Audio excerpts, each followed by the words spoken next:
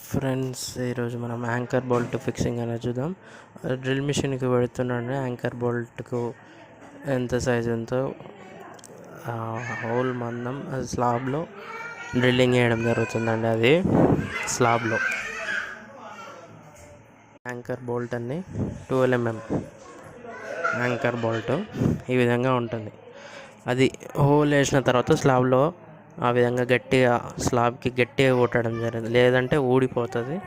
గట్టిగా స్లాబ్కి పెట్టి కొట్టాలి. కొట్టిన తర్వాత లోపలికి వెళ్ళిన తర్వాత గట్టిగా పైప్ పెట్టి టైట్ చేయడం జరగాలి. ఆ విధంగా గట్టిగా టైట్ చేయాలండి.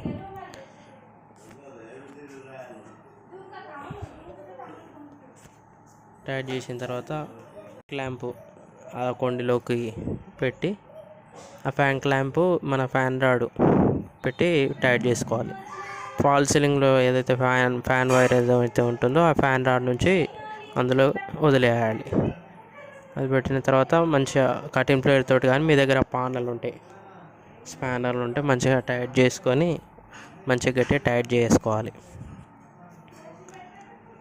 ఇతని దగ్గర కటింగ్ ప్లేయర్ ఉంది, కటింగ్ ప్లేయర్ తోటి చేస్తున్నాడండి. ఫాల్ సీలింగ్ ఉంటుంది కాబట్టి టైట్ అనేది చాలా గట్టిగా చేసుకోవాలి.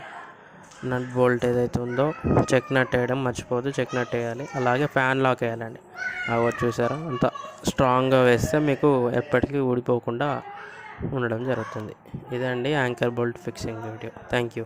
జై హింద్ ఫ్రెండ్స్, ఈరోజు మనం యాంకర్ బోల్ట్ ఫిక్సింగ్ అనేది చూద్దాం. డ్రిల్ మిషన్కి పెడుతున్నాండి. యాంకర్ బోల్ట్కు ఎంత సైజు ఉందో హోల్ మందం స్లాబ్లో డ్రిల్లింగ్ చేయడం జరుగుతుందండి. అది స్లాబ్లో యాంకర్ బోల్ట్ అన్ని